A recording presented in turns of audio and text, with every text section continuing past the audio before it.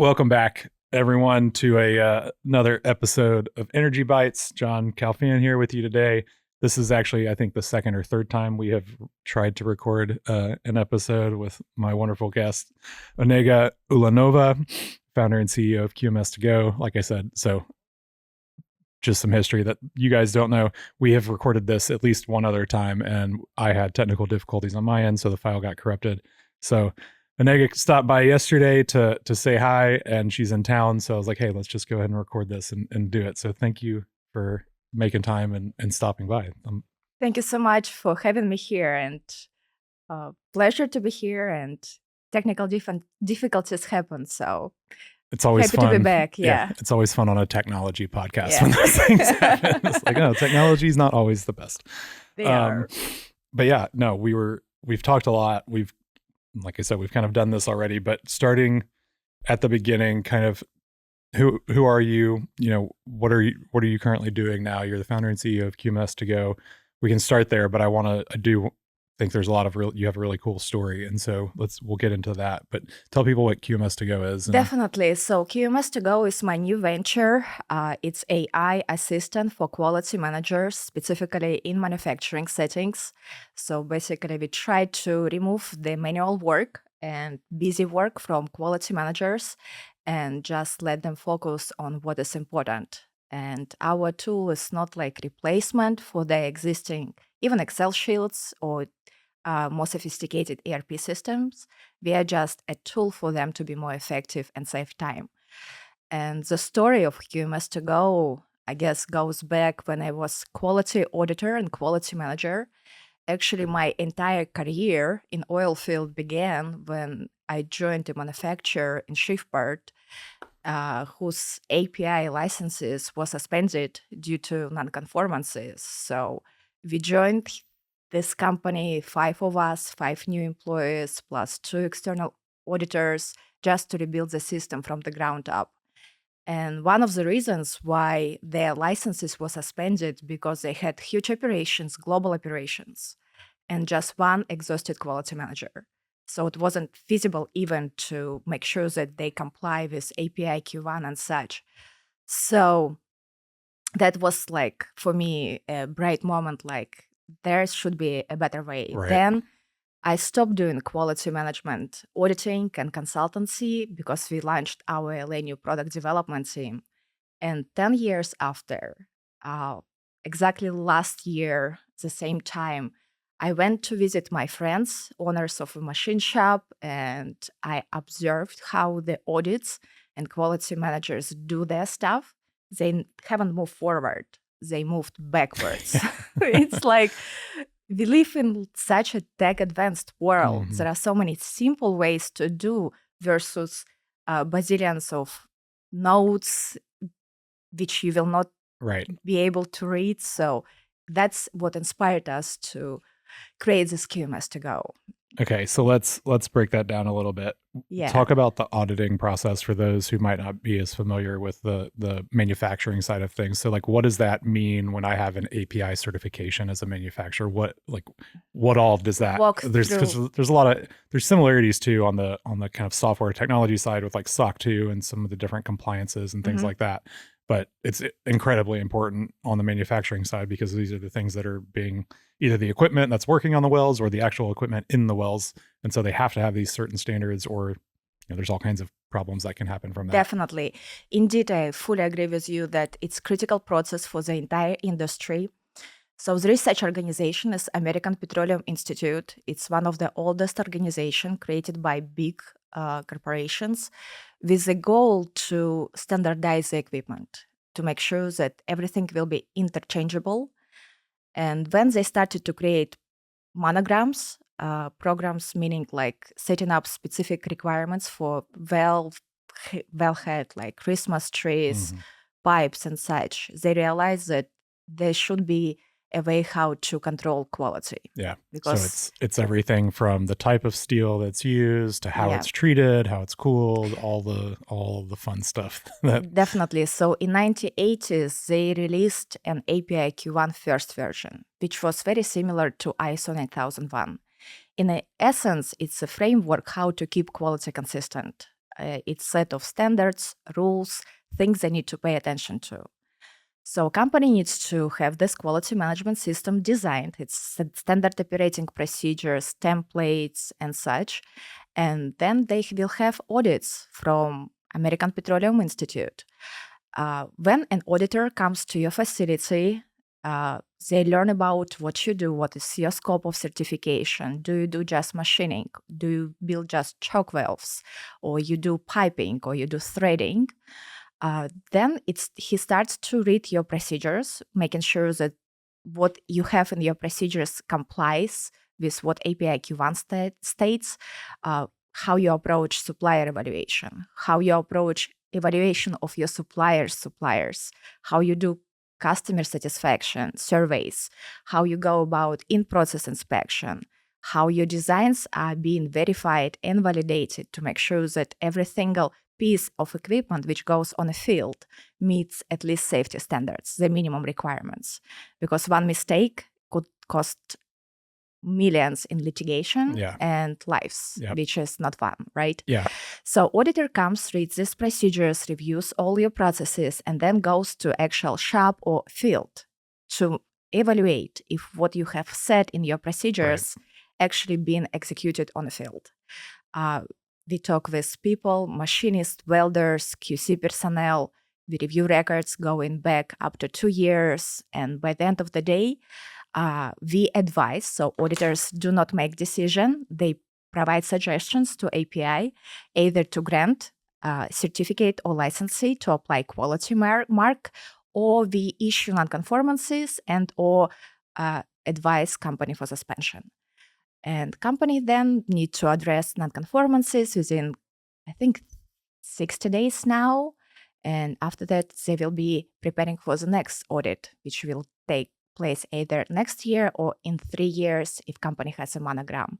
So again, it's very important to have someone to come to your facility unbiased, making sure that what you do actually meets requirements of API and products which go on the field are safe. Yeah. So, I mean, these are all things that are, they're in the RFPs, they're in the contracts that these vendors have to provide, this type of equipment that meets these standards, whether that's API or ISO or ASME. There's all of these different standards and stuff, right? And so there's a lot behind it, right? And a lot of it is not paperwork, but it's written. It's right? written. It's procedures, it's policies, it's manuals, it's records of them actually doing those procedures and policies and all of those things. Actually, we done a survey talking about the paperwork, right? Paperwork could be meaningful and meaningless. Yeah. And we surveyed over 200 quality and general managers in small to medium-sized manufacturers. And 65% of time of quality managers spent on meaningless paperwork, meaning they are retyping, they are looking for things. It's just not something evaluated. Right. Let's look at the salaries of quality managers. Yep. They make from 80,000 to 120, even higher. Mm-hmm. You hire expensive clerk just because they don't have tools to do what they're supposed to do, and they become, again, just clerks, which is sad. Yeah.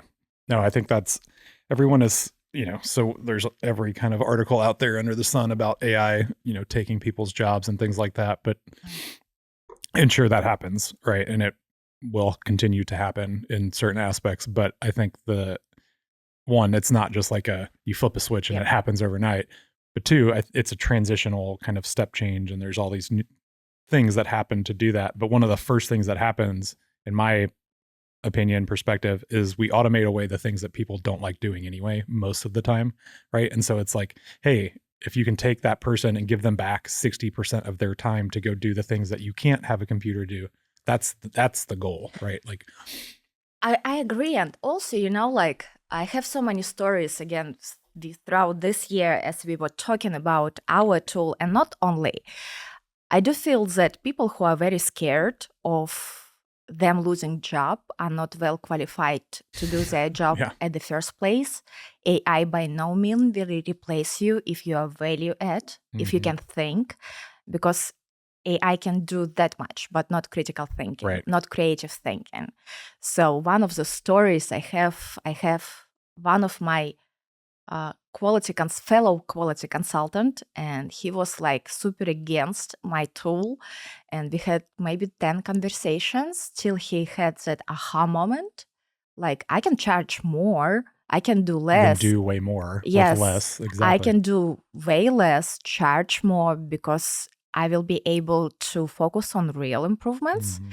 Plus, we have like affiliate programs for quality managers and quality consultants where they can offer our software to their clients. So clients will do this work without a consultant, and consultant comes like a king to actually check what has Yeah. been done and improve things. So yeah. No, that's what I tell people when they ask me questions about software, and it's like at the end of the day, you want your user to be the champion, the king, the Yeah. winner in the situation, right? Like, how do you make them look as good as possible to their boss or to the client or whoever, right? And so, yeah, that's a huge piece of this. I want to back up and kind of start a little earlier, because I think it's important. One, you have a really cool story. Two, the story is interesting. It kind of builds up to QMS2GO, and I think it gives a lot more validation to it. So let's back up to, I guess, how did you get to Louisiana Tech? So my background, my father-in-law is an ex-Louisiana Tech alum. His children went to Louisiana Tech. He's a booster over there. And so when we initially met, I was like, this is crazy. Ruston is a very small town. It's a small world. And so having that connection. But how did you ultimately end up at Louisiana Tech? And then kind of let's go through, because you'll have a very cool story with LA new product development stuff as well. My and first baby. Yeah, that leads into some of this other stuff. So yes, definitely. So I was born and raised in Kazakhstan. Kazakhstan is like country between Russia and China. I call it neutral place where negotiations take place. But we're also the largest landlocked country in the world. And we have if I'm not mistaken, the third largest oil reserves. So all the majors like Chevron, Halliburton, Schlumberger, you name it, have a huge presence back home. I'll tell you one story about small town in Kazakhstan, which felt like a luxury Sweden, I don't know, midtown. But yeah, born and raised in Kazakhstan, when my husband and my partner, my business partner, Konstantin, was doing his master's, and I was finishing up my undergrad, Louisiana Tech University invited him to be like a professor exchange for a month.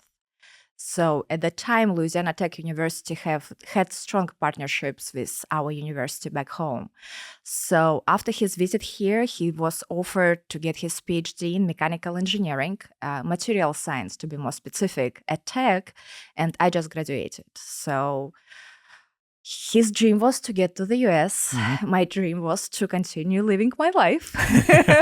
Dream of my father was never letting her daughter go to other country if she's not married.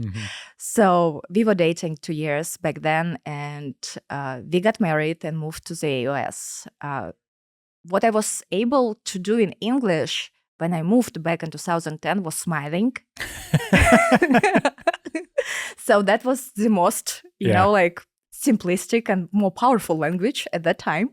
So, I learned English in 6 months. So my accent is still there just because I had advanced degree in learning English in 6 months. So I skipped things to get through the language test. Your English is very good, by the way. Thank you. So I graduated with master's degree in engineering and technology management. Konstantin graduated with his PhD in material science. And as I mentioned, on Friday, I went to interview in Shreveport after my graduation. And on Monday, I started my work just because the company had 4 months to revamp their system. That is how I joined oil and gas, and this is how I learned about API. Right after we went through successful audit, I joined American Petroleum Institute as an auditor. I was traveling 3 years, 4.5 maybe. Yeah, I don't remember. I'm bad with numbers, but I lived on the road with API because you just auditing all over the world, you right? audit over the world. I was lucky enough to audit companies in Italy, Kazakhstan, all over the US. So very thankful for the job, very thankful for opening eyes about industry and why it's important and why everybody needs to care about it. If we stop, the world will stop. Yep.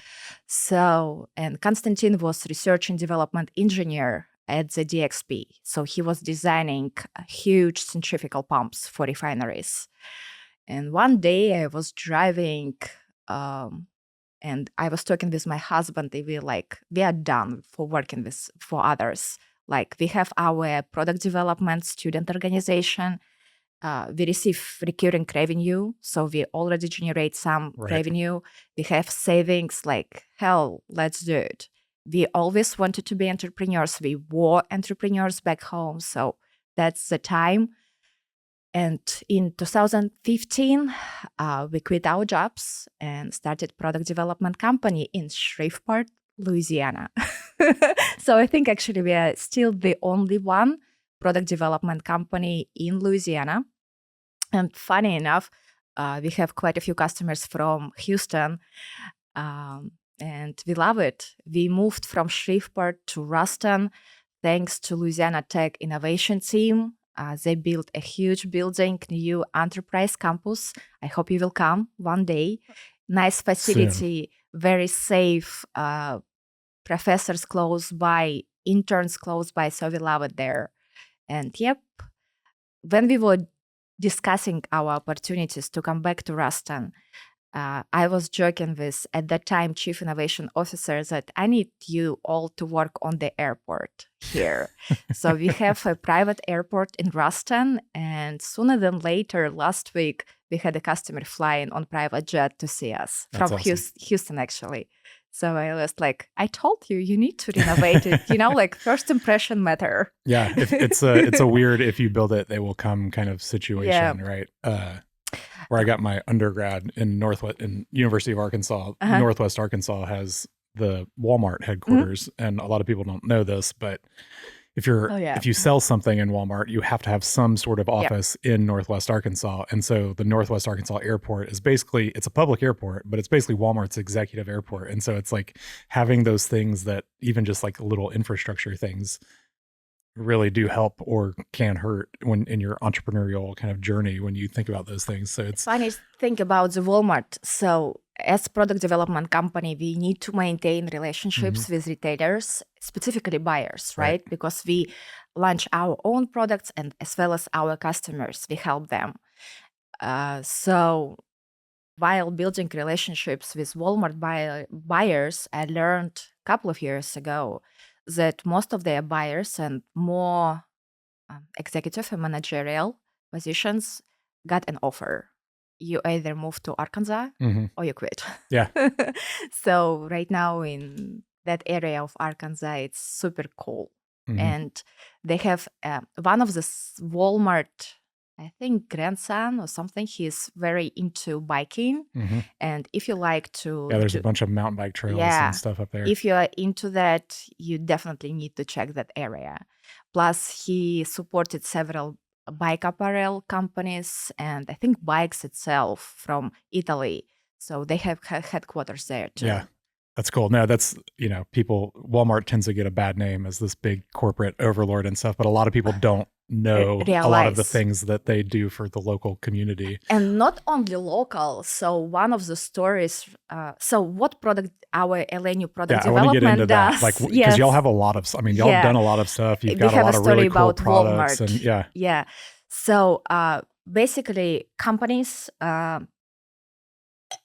businessmen come to us with their ideas, product ideas, hardware. And we help them with initial research. We help them with engineering. We build prototypes. We also maintain a great network of manufacturers in the States and beyond. We work daily with product ideas from like railroad industry, oil and gas. So you do everything from commercial to CPG. To consumer products. And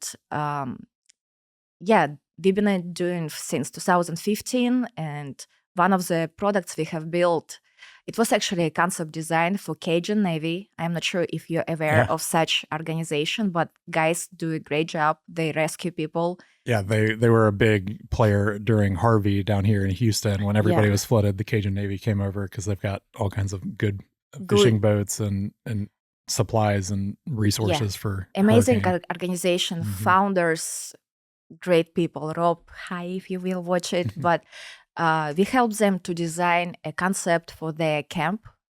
And that camp, basically, the idea was to set up camp within like hours at Walmart lots. I mean, Walmart is everywhere, and they have a lot of space to set up camps for giving like water, main supplies, storing the equipment needed for rescue missions, and Walmart sponsored it.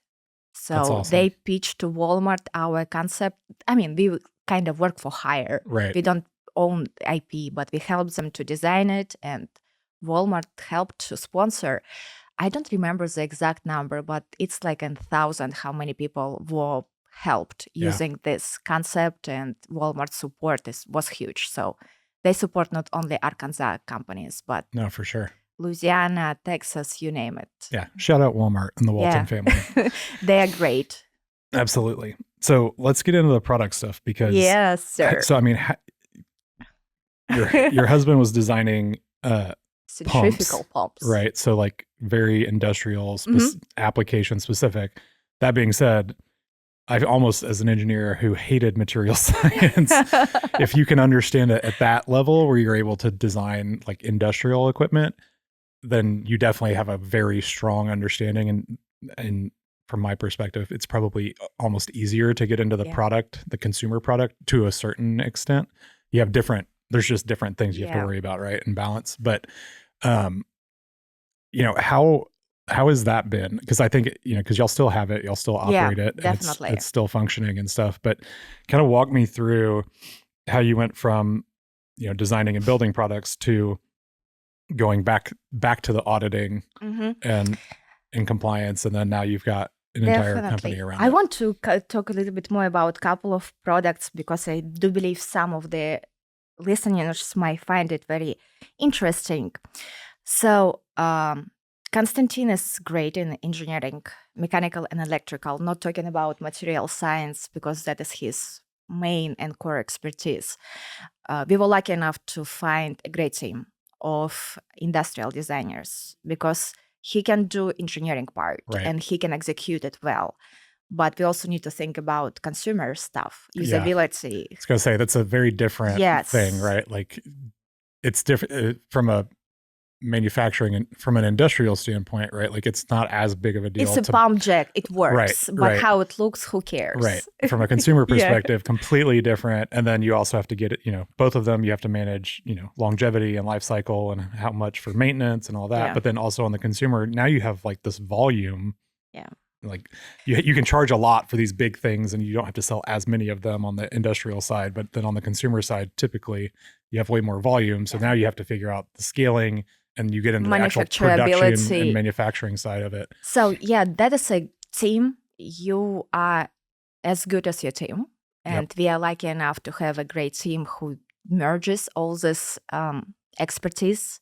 And Konstantin fell in love with product development when he was still in school. Yeah. So again, shout out to Louisiana Innovation Department. They supported him when he just had this idea to create a student organization. So they gave us space, some funds, just go with it, bring product development to tech. And he learned the craft while he was running the product development student organization. So when we launched our product development, we already have set in stone processes, procedures, certification, knowledge, and such. So, and one of our earliest products, it was from oil field, Safe Reunion. It's the replacement for hammer unions. We remove hammer from the equation, so there is no need for greenhead to damage themselves and have that back hurting and mental fatigue Hammer because unions are a pain in the ass. It's a pain in the ass. They are. Thank you so much for validating Yes, that. no, absolutely. I've worked in the field. I've the pain point. connected Yeah, so many a hammer union. that product is something dear to my heart. And yeah, we started with oil field products, some of the consumer hardwares, and yeah, now we work with large companies, small companies. What are some other products that people might know of, either industry or consumer? So, did I see y'all had something on Shark Tank on the website? Oh yeah. So one of our customers, no, it's not our product. Right. We are proud to have customers who've been on a Shark Tank. Those who have dogs, I have 3, might know that dogs don't like to do manicure or pedicure. They just don't like it, right? And she came up with the coolest idea to create a device where you put like treats inside the thing and you have like special surface which when they try to take off the treats, they kind of cut their nails organically and they love it because they want to get the treat. Right. And you don't need to take them to, I don't know, vet or whatever. I had to take mine to the vet this morning to get some shots and he absolutely hates it because he knows he's going to the vet. Yeah. And it's like, or if I, even at the house, if I try to, he has, I don't know. I don't know. We found him. We don't know exactly what type of dog he is, but he's the only dog I've ever had who like we had to actively really make an effort to maintain his nails. And he hates, we have a hardwood floor in most of the house. And so he he kind of just tiptoes until he gets to the carpet. And so, no, that's really, it's definitely a needed thing because dogs hate it. Next time you are in Ruston, is he a big dog, small dog? He's like 65 pounds. Okay, so it's medium size. Yeah. I have your products in my office. I will be happy to give it to you. So yeah, it's a dog product. Amazing. She's killing it. I think you can buy it at Petco and large retailers. But that's almost more like the natural way that would happen in nature, right? Like people forget that dogs are... Yeah, they're kind of from woods. Right. Yeah. they didn't have people cutting their nails 1,000 years ago, right? So yeah, that's one of the coolest products. What else to share about? I just think it's awesome that y'all have done everything from hammer unions to consumer goods, right? Like Shark Tank stuff. One of the funny stories, so a couple from Miami and their boss, TV personalities, Vanessa. So their boss, TV personalities, during COVID, when it was difficult to go to do a facial and such, they came up with a way how to maintain your skin young and bright. So they came up, like some people do eyes in the morning to kind of refresh their skin and eyes. I'm one of the people who needs with all the bags. So, but eyes, like you will get all sweaty and messy and it's not fun. I don't do it. So they at home designed a gel which will give you the same effect, even more, because infused with vitamins, but it doesn't leak. So you apply it, wait maybe 5 minutes and wash it out. So they decided to run with it and they launched a bread gelato for your face. And they flew from Miami to Shreveport. It was late night. And they wanted to have dinner, obviously. They had a toddler with them.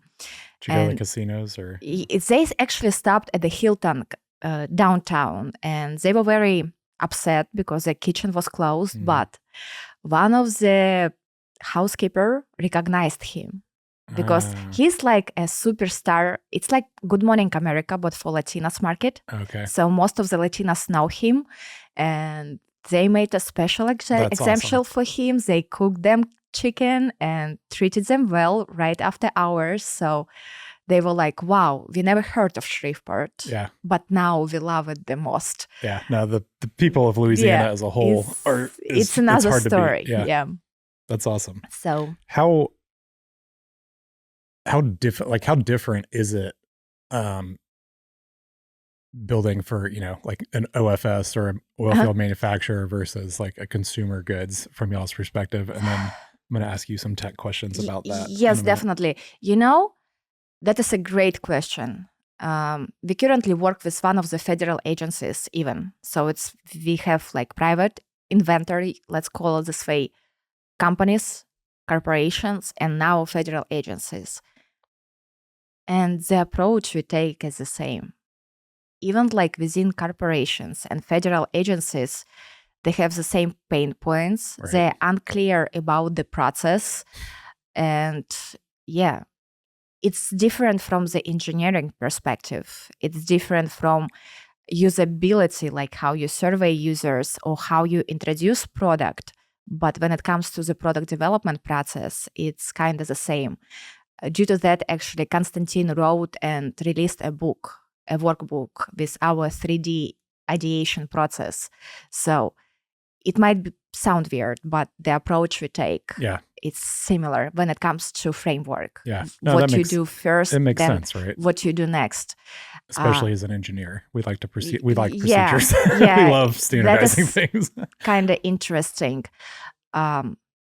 Recently, we had a customer who wanted us to produce 500 units. They do construction work and they need to do pilot.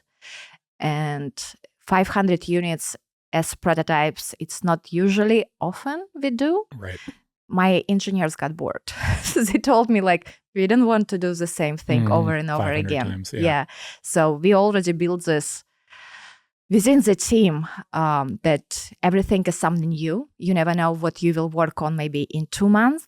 And it just keeps us on our toe. And it's fun. Yeah, I can imagine. So how did you get back into the auditing side from that? I mean, it kind of makes sense, right? Products, especially the industrial ones, you have to meet those specs anyway. You know, like they say, once oil field, always oil field. Yep. Sure. I've been there, I've done that. And our product development company is luckily enough doing well. And now we have set in stone processes and people and team. And last year, one of my friends, they said like, hey, do you mind helping with audit prep? I was like, hell yeah, let's do it. It was a volunteer work. Right. I just love people. I miss people. And I love that company so much. And I helped. Seeing that, again, nothing has changed. Then I met with my dear friend, API auditor. I seen the same thing. And I was like, on my way home, on the phone with my husband, I said him, hell, nothing has changed. Yeah. And he played with, at that time, OpenAI opened their API. He put into, I don't know, Playground, I think. Yeah. All the information I had from my back days when I was doing API, it worked like magic to help with procedures and such, even like without fine-tuning. I went back to the company, said, what do you think? They like, you're into something big. Yeah. And they cut a first check. So I never asked for money. I never done fundraising before. This is first time ever. So all the companies were bootstrapped. We put our own money into other companies. Actually, in QMS2GO, we put even more. And Konstantin I was like skeptical a little, but he was like, you need to do it. You need to do it. My friends said the same thing. You need to do it. Yeah. So my heart melted. And now I'm in the startup world, growing AI product for my dear industry and profession. Yeah. Well, first of all, congratulations on bootstrapping all of those. I don't think enough people, in the news, you always see so-and-so raised this on this funding round and and that's great. But there's an entire other side of that coin where you've got all these startup founders who either don't want to raise money or have no idea how to, and so they bootstrap it, and it's a much harder journey when everyone knows. But funding you get smarter. You have to, right? Like you don't have that luck. Because I've worked on both sides of it, right? Where like come in early stage, but they get a big check, and like the mentality is very different than I don't have funding. And everything I do, you have to make it, figure it out. It's like over here, if I've got funding, I'm not as focused on optimizing or making this efficient or where all the money is going or how many people the money is going to. And it's very easy to spend it all out, right? Like, and that's, so I fully agree. So, like, first money I got from my initial strategic investors, now I feel double responsibility. Yep. So I can play with my money. Right. I invest in other products, within our network and our own. This is a responsibility. And when you fundraise, it's not the end of the story. Yep. It's just the beginning. Right. Like, you got money to grow. Basically, investors hire you to multiply the investments. So, and sometimes I do see the mentality that my goal to fundraise, your goal to find means to scale, and fundraising is just one of many means. Yep. So it's a tool in the toolbox. It's a tool in a toolbox. Yep. So fundraising, it's just the beginning. Beginning when you take responsibility for other monies, other people's monies, but you also become responsible for maintaining those relationships, which could be sometimes time consuming. Yes. I've seen stories when investors killed startups just because there are investors who are good as investors and others who want to manage you and help you to make decisions. And those decisions are not always well educated and insightful. So you kind of disturbed and disattracted from the core responsibility. I've seen such happen. And some of the startups I saw buying out those investors just to do what they do, but not many startups has multi-billion family funds. So, Yeah, no, that's it's a necessary evil depending on where you're at, right? Like, it's, yes, we have the funding, but the minute you sign that investment form or that term sheet, you now have a responsibility, not only a responsibility, but then all of this other stuff. Yeah. The maintenance of that relationship, the quarterly or monthly calls with the investors or the board or whoever that is. But then also, to your point, and I've seen this firsthand, you can have investors who know, technology, or they know a certain industry, but then they're trying to roll into a different industry like the energy space. And they think what worked over here will work in this one because it's the same tech, so it should work, right? And that's not the case at all in most situations. And so they can make poor recommendations just because they don't know the market as well as somebody that's worked in it for however many years. And so that's a big one that I see, right? Like, and we saw it quite a bit, kind of when the oil and gas energy kind of tech boom started in the mid-teens, 20 teens, whatever, where it's like you had all these tech companies coming in trying to infiltrate the oil and gas space because we need a lot of tech and there's a lot of opportunity there. But, their expectation, and perfect example, I worked for a company and they assumed that we would do a pilot on one well or a handful of wells, and then we would immediately deploy.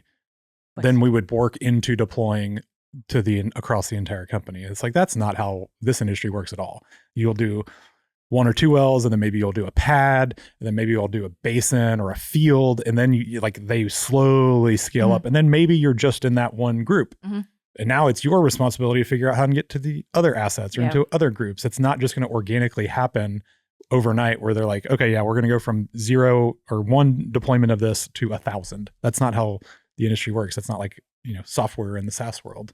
And so there's so much to it. And you are now almost not burdened, but you have a lot more stress, pressure, potential headache of having those investors. So I think one of the points I want to make there is that don't just take money because you need the money. Take money because you're aligned with the people that you are taking money from, right? Like, because VCs versus private equity versus personal and angels, they all have very different timeframes and expectations, right? Like, once you get into the bigger rounds and the more venture private equity guys, like, they want large multiples on these things and they want them fast. And it's all about growth. It's not necessarily about profit. It's about growth and revenue multiples. Whereas if you're on the smaller side, you want profit because you have to stay alive and you have to pay your people. It's very interesting that you brought it up. Last week I was in New Orleans and I met with my, I would say, mentor. he been angel investor for years now, and we were discussing the fundraising for QMS2GO. And QMS2GO fundraising, not for the sake of fundraising. This company is built to be sold, and we have kind of clear strategy, because you never know what technology will do. Right. So now we're at a stage when it's kindly, but he told me very wise words. I was like, hey, I can go to that and that network. I can go to this and this people who are not like investors per se, but they're high value, wealthy, high net worth or whatever. And he told me, don't do that. You need to think strategically about who will write you seed or pre-seed check, because people who do it professionally, they expect you to fail. Right. And if you will take money from more personal / other network, you might jeopardize relationships forever. That's really good advice, Yeah. actually. So that you need to be smart about not only getting married with VC and angels, but also think through the years if you want to maintain relationships with this group of people.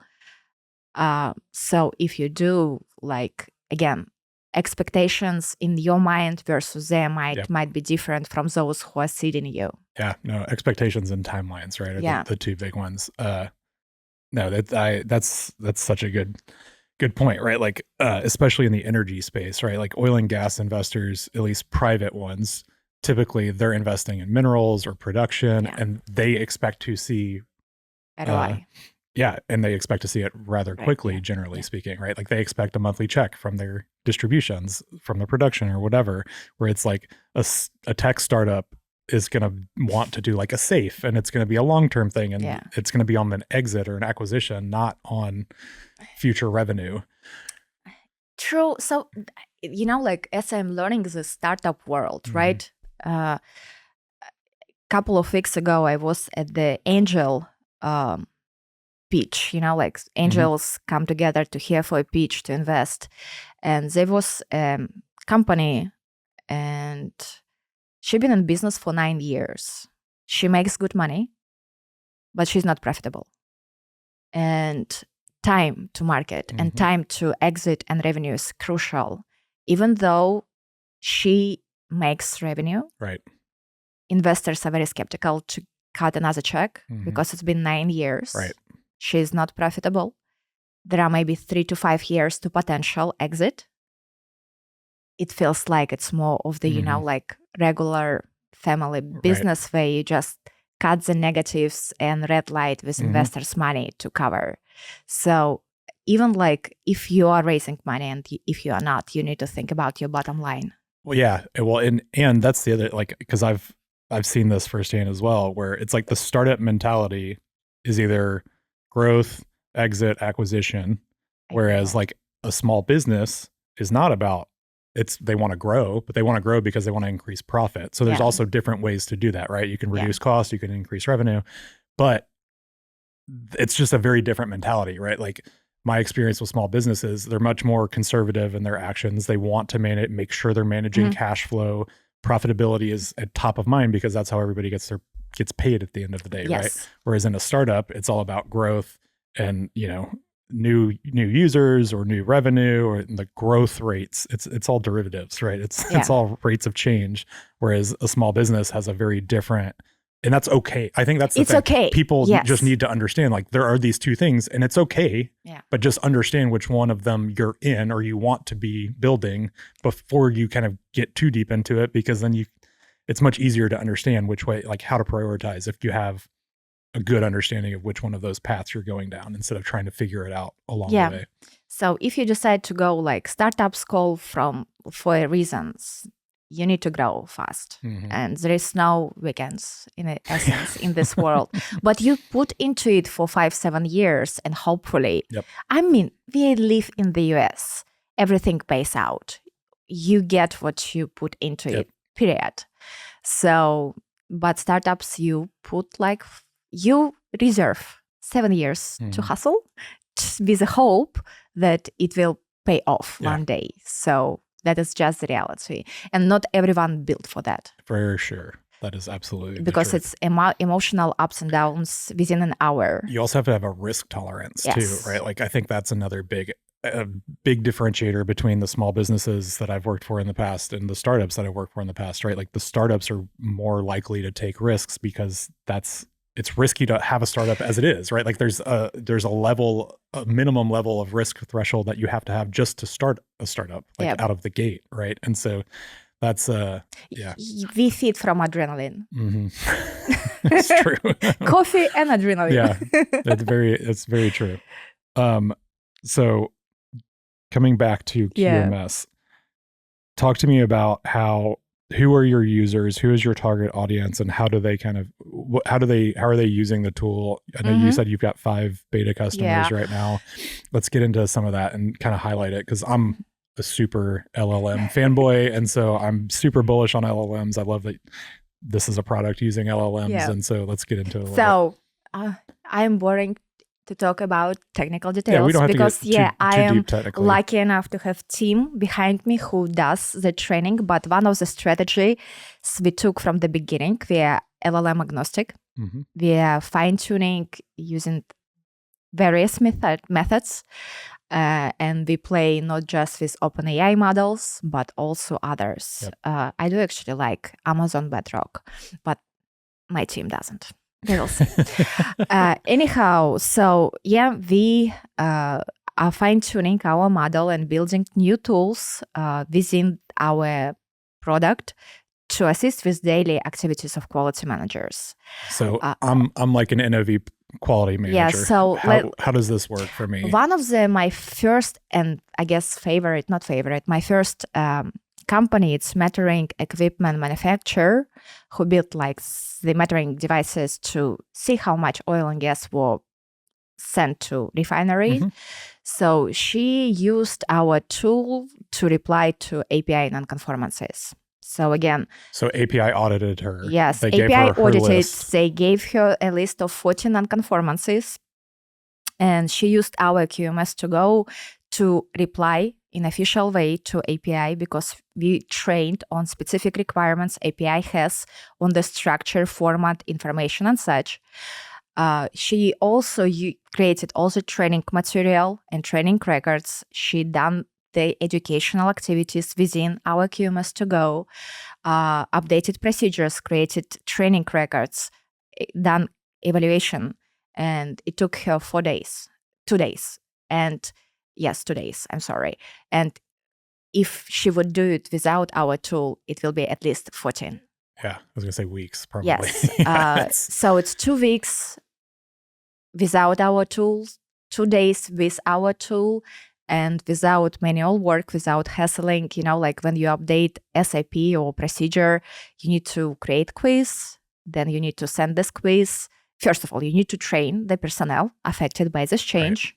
Right. You will create presentation or whatever format. Then you need to evaluate the knowledge. Usually we do like quizzes where you send to other people, they reply to it, you remind them to reply to it, you remind them to reply to it. Then you evaluate manually usually the replies and keep it all as a record. All these features incorporated in QMS2GO. She uploaded her SAP, our QMS2GO recommended improvements, what needs to be changed. Right. Changes were implemented. She saved it in her company letterhead into computer. She asked our QMS2GO to do presentation. Presentation will be done within a minute in her company letterhead, presentation format. She asked to create a quiz. She reviewed the quiz. She liked it. She copies the link for the quiz, sends to other. They reply to the quiz. That's awesome. Yeah. It's just, like it saves hours and hours of work. That is one of the examples. Another machine shop, they used our voice-to-text feature to capture knowledge of CNC machinists and QA personnel. Guys, it's tough to go on a shop. It's sound and loud there. You need to set a mood to talk with these people to know how they do it. Let's be real. Industry is aging. It's difficult to find a new CNC machinist. Good one. I mean, any type of hands-on labor, like especially that needs years of training and experience to truly master that kind of craft. Like that, I'm so bullish on that because like we complain about, our data is not good or the data is okay, but it doesn't have context, or there's all these issues in the oil and gas industry around data. Yes. But the biggest issue is that we put everything in reports with no context, right? Like here's a frac report and here's the summary of the frac job. Yeah. But there's this entire other log from the guy that was sitting on location of every single thing that happened. And it's in a different data set and it's not related back to the original data set. And so it's like, you don't have all of the context. So how are you supposed to understand what's happening here? And so the text to speech thing, I think I am so bullish on that for our industry if we use it right, because it allows you to gain that knowledge. You capture the knowledge and then you convert almost instantaneously to the SAP with integration of API, either product specs or API Q1 itself. So again, it would take him weeks, if not months, to do that. And it was done within a week. Isn't it cool? It is. No, and another example is like training material.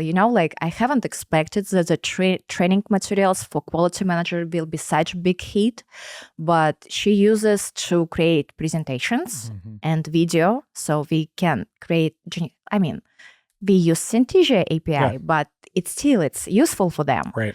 So they create video material, they create presentations, quizzes, and she saves roughly 6 hours a week.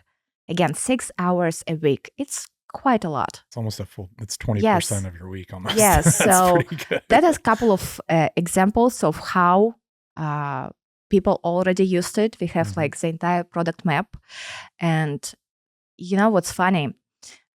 I created a product map back in January for what I experienced myself as a quality manager in-house and quality auditor. And I created priorities. And now, product doesn't develop in a week, right? It takes time to deploy features. Quality managers coming back with me asking for what exactly I wrote. So I kind of feel my people in the quality management space.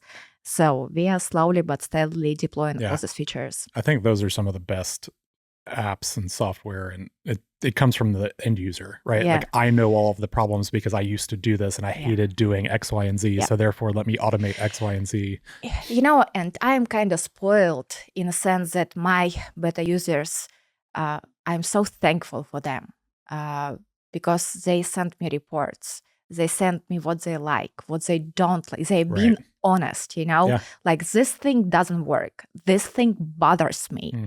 I want to see this and that. And again, I have like right now goosebumps, but they're so welcoming, and not all of those beta users, my friends. So we had some who like was cold outreach. Gracie, thank you for accommodating that. But they are so welcoming and they are so open about what they want, what they like, what they hate. And we just doing our best to deploy what they need. Yeah. Well, and just having that user feedback, like having a way to get your user feedback, and then also understanding the value and listening to that user feedback is part of, a big piece of that problem that a lot of people don't do, or they just kind of half-ass it. And it's like, hey, there's a thing here and you can report something if you find a bug, but that's it. Right? Yeah. Like another story, again, startup world is myself being new there, but one of my advisors told me like,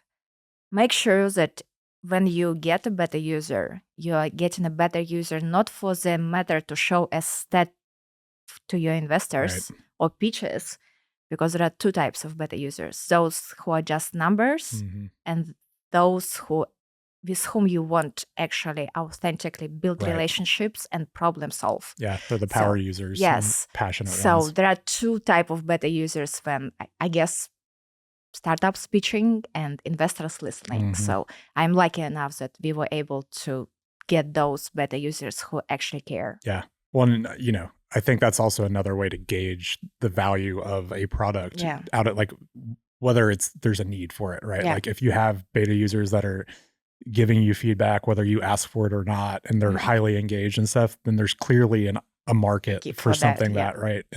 But if you just have something out there and you're not getting much feedback, even if whether you ask for it or not, it's not always a bad thing, but it definitely helps to see quick traction like that. You're right. What I also noticed that sometimes your end users, I hear you know that you're too busy to get less busy. Mm-hmm. Yeah.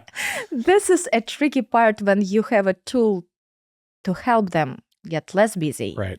But they are too busy to learn it. So that is a tricky part. It's very true. No, that's probably one of the hardest things about selling software, especially in this industry, because there are just so many incumbents that have been there for 30 years. And it's like, okay, well, the whole company uses it. The whole company knows how to use it. How do we wedge our foot in the door, right? Yeah. And so that's it's a very tricky thing. What was I going to say? What is I lost that thought, but where are y'all at now? I know you're looking at you're meeting with investors. Are y'all trying to raise some funds and stuff? So we are raising now 1.5 mil to scale the product and sales. We need to get 52 customers till our next fundraise. I hope I will be profitable next year, though. So we are raising 1.5 mil. Goal to close by May 2025. We gave ourselves some times. Thanks to Boot64, who was that kind enough to issue us term sheets and giving us that much. But we need to close 150,000 by the end of this year. So that is what we are raising. And it will be the same term for 1.5 mil. It's just something we agreed on. I unfortunately cannot put my money into it because we need to get third-party validation too. Right. So we raised 350. We have 350 committed. We need to get 150 till end of this year. So from January till May, I will need to raise just a mil, which is doable. Yeah. No, that's awesome. What was I going to say? So you also mentioned you're going to be opening up the beta next year as well to start. Yes. So we start sales, pre-sales with very lucrative terms in January. So just after 12 a.m., I think, on 31st, I will start picking up my phone and calling. No, that's cool. That's well, and I think you did it the right way, right? Like I am personally a big fan of it's so hard because software is like a child to an extent. And so like putting the product out in beta where it's not perfect. And I was almost crying. Yes. I was pushed to do it. It's a very emotional thing. Yeah. And it's almost always great to have someone in a company that pushes you to push when you're not ready. And that is my husband who is engineer, who is like, I don't care. I need feedback. Yeah. I need to know that what we are building actually useful. Well, and that's the thing, right? Like you need the feedback, but you know that there's things that aren't working or that aren't perfect. And so you're like, well, how do I do that? And it's likely enough, you can see my gray hair, I guess, because every time when a beta user, I am in a sense perfectionist. And when I was listening that it doesn't work, this doesn't work, I'm like, my software team is like, that is how it works. Like you need to test the product to identify bugs, to fix those. So it will be, it's iterations. Yeah, it's always iterations. And I'm like, I want it perfect from the first time. What can I do? And they you can hire bazillions of QA, but they are not quality managers. Right. So some of the best advice I was given around the product side was perfection is the enemy of progress. Yes. And that it's so hard. It's very easy to say, very hard to act and actually live that way. But it's a tricky thing. How is the kind of, I'm not asking for pricing, but what is the like structure? Is it kind of corporate enterprise or is it going to be a SaaS? I think it will be, it's already put on paper. So it will be C-note, convertible note. I mean, for your customers, how are you charging customers? Okay, sounds good. So definitely our pricing model is simple. We have 3 tiers of subscription. It's $300 per month. If you're like machine shop where you have like 15 people and you are the owner or general manager and you need help with partial maintenance. So there are cases when your customer, like Halliburton requires a machine shop to have API Q1, 6A, or whatever. Right. Otherwise, they will not do business with you. But that machine shop also need to have their supplier evaluation. Right. But for that supplier, they don't need to have a full QMS. They might need to have just quality control, Right. measuring equipment stuff and such. So this is for these people who do not have fully executed quality management system. The second tier is $1,400 a month. If you have your certification, if you have quality management system developed, and you just need to use it for like daily things, or if there is an update from API or whatever, that is like $400 per user per month. Per user per month, I will explain why I don't like it. And there is like $2,500 if you were told you need to have quality management system, you have nothing, just your knowledge, that is where you will use it. The reason why I don't like per user per month, now data is getting cheaper and cheaper. Yeah. So for me, tokens become more affordable. So, and I do know that password sharing takes place in industry. Yep. So yeah, it will be it's a hard, we struggle, we're going through the same thing. Yeah, so it will be per user, and if there will be excess usage, we will talk with our customers about additional fees. But yeah, I think it will be per company. Password sharing there, data getting less expensive. Yeah. So yeah. Cool. No, that is awesome. one of the things which we will learn next year. No, yeah, that's another one of those where you just have to throw it out Yes, there you and just see what need to sticks. see. It's so hard because you want to present a unified thing, but you got to just test it. LinkedIn. I have love and hate relationships with LinkedIn, and it's one of those necessary evils of the world. Yeah. And I have love and hate relationships with those who send me messages.